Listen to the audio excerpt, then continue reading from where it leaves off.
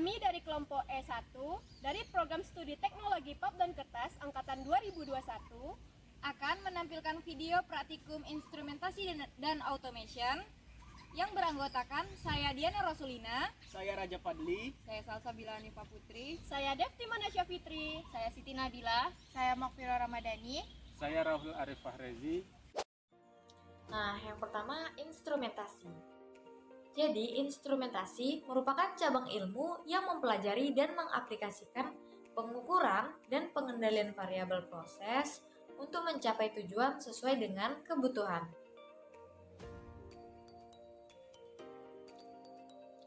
Sedangkan instrumen merupakan suatu teknologi yang menggunakan sistem pengukuran dan sistem pengontrolan untuk mengendalikan sifat-sifat dari besaran proses, sehingga berada pada nilai yang diinginkan atau berada pada set point.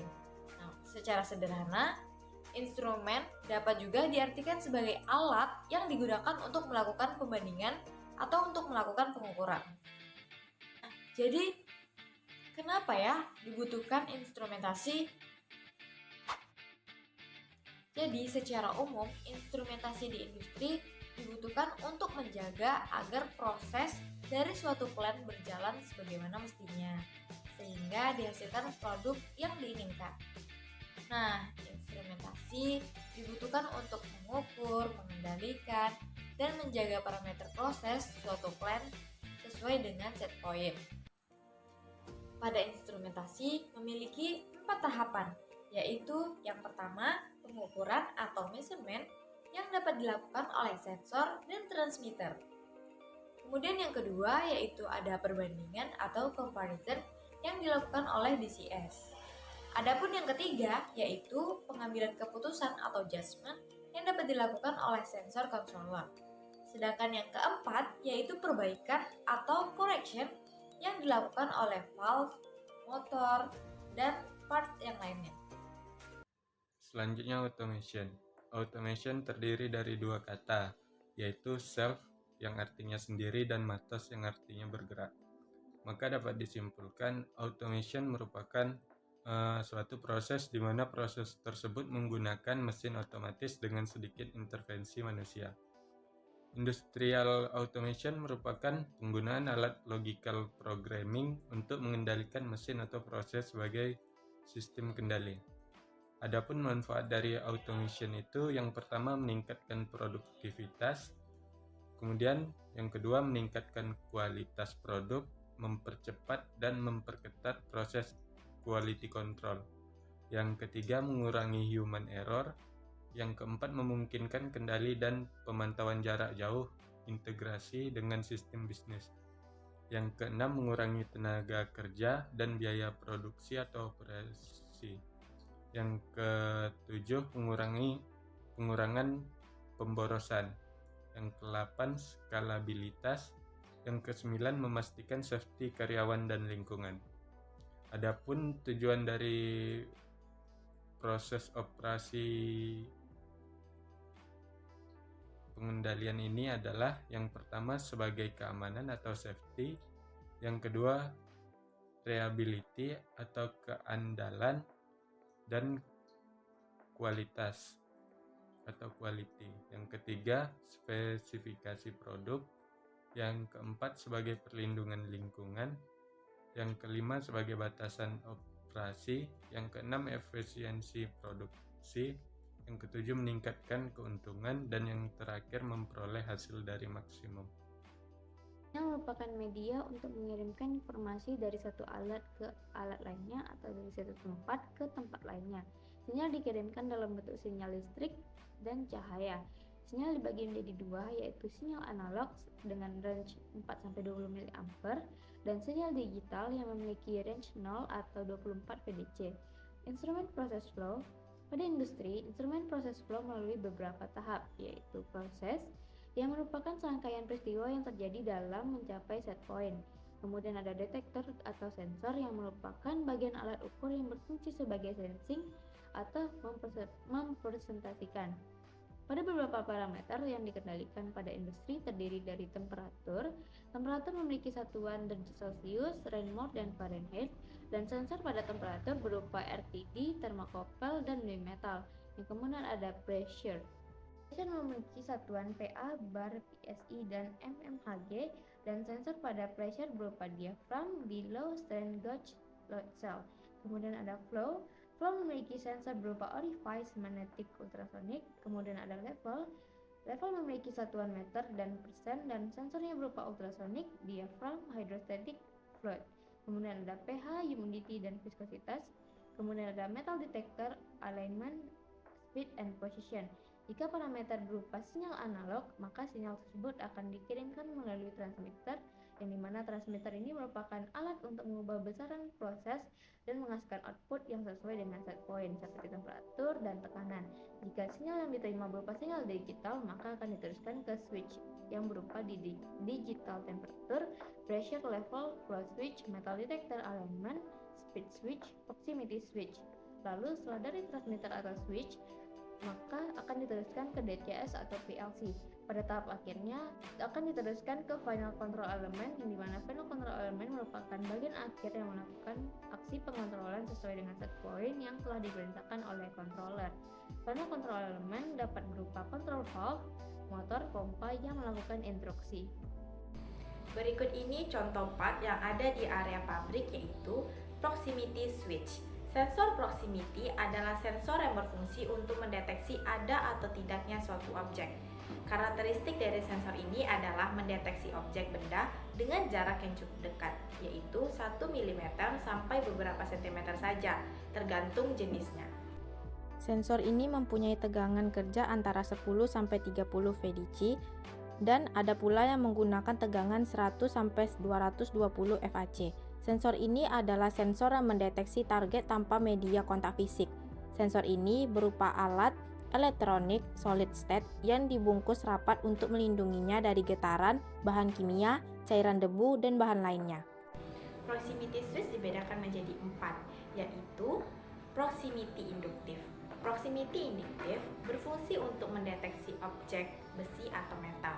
Meskipun terhalang oleh benda non-metal, sensor akan tetap dapat mendeteksi selama dalam jarak atau nilai normal jangkauannya.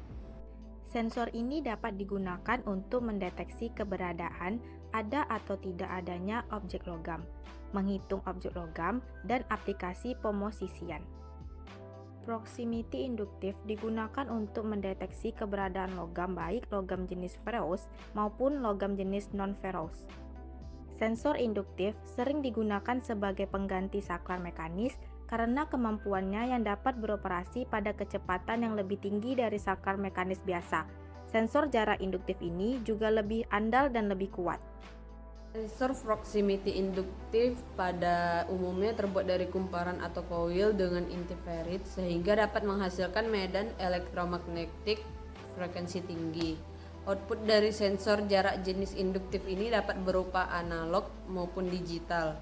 Versi analog dapat berupa tegangan, biasanya sekitar 0-10 VDC, atau arus biasanya 4-20 mA. Jarak pengukuran bisa mencapai hingga 2 inci. Sedangkan versi digital biasanya digunakan pada rangkaian DC saja ataupun rangkaian AC atau DC.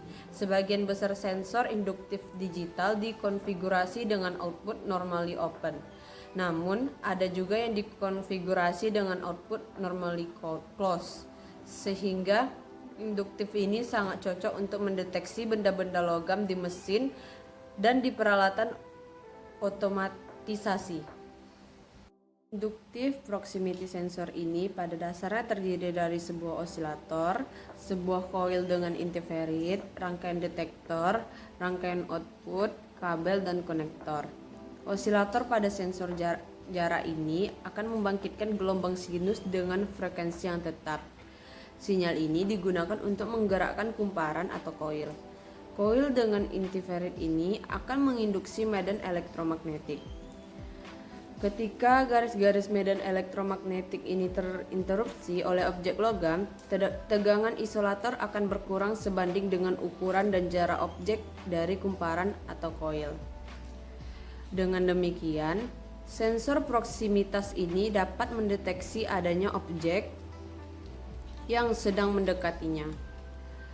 Pengurangan tegangan osilator ini disebabkan oleh arus eddy yang diinduksikan pada logam yang menginterupsi garis-garis logam.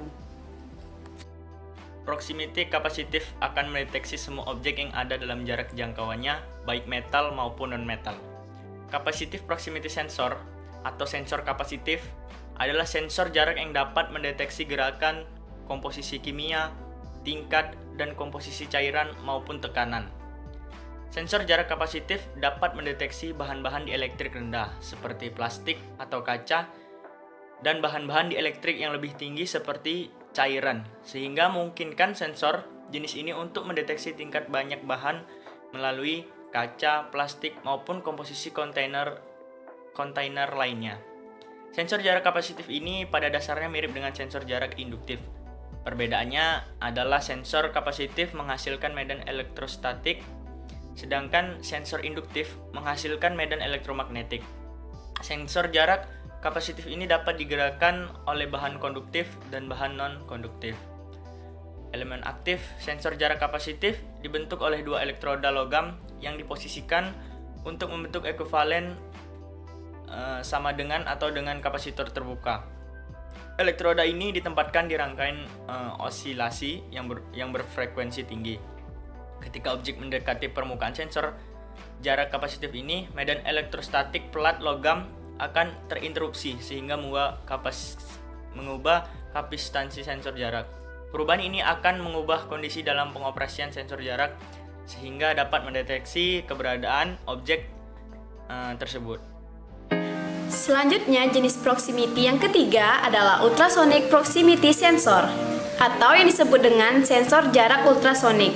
Sensor jarak ultrasonik atau ultrasonic proximity sensor adalah sensor jarak yang menggunakan prinsip operasi yang mirip dengan radar atau sonar, yaitu dengan menghasilkan gelombang frekuensi yang tinggi untuk menganalisis gema yang diterima setelah terpantul dari objek yang mendekatinya.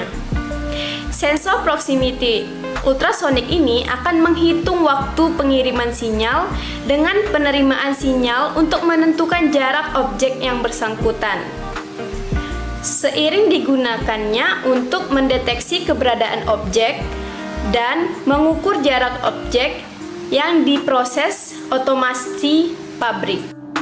Pada video ini akan menjelaskan salah satu contoh cara kerja dari ultrasonic proximity sensor. Alat ultrasonic proximity sensor ini akan mengirimkan sinyal hingga ke dasar tangki sehingga akan diukur waktu pengiriman dan penerimaan sinyal kembali dan kita dapat mengetahui level tangki yang sebenarnya. Pada alat ini juga tersambung dengan komputerisasi sehingga bisa dikontrol oleh operator yang sedang bertugas.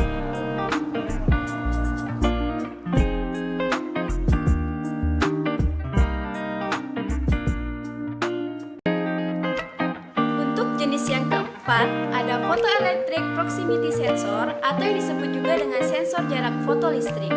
Sensor jarak fotolistrik atau photoelectric proximity sensor adalah sensor jarak yang menggunakan elemen pekat cahaya untuk mendeteksi suatu objek. Sensor proximity photoelektrik terdiri dari sumber cahaya atau yang disebut dengan emitor dan penerimanya, receiver. Selanjutnya ada speed switch. Speed switch atau speed sensor merupakan suatu perangkat elektronik yang digunakan untuk mengukur kecepatan putar dari suatu objek atau peralatan mekanik seperti conveyor belt, motor, mesin penggiling. Secara sederhana, speed switch diartikan sebagai sensor yang dapat mendeteksi gerakan. Speed switch dapat di konveyor, disebut juga dengan sensor gerak non-contacting yang dapat mendeteksi gerak putar dari shaft di konveyor.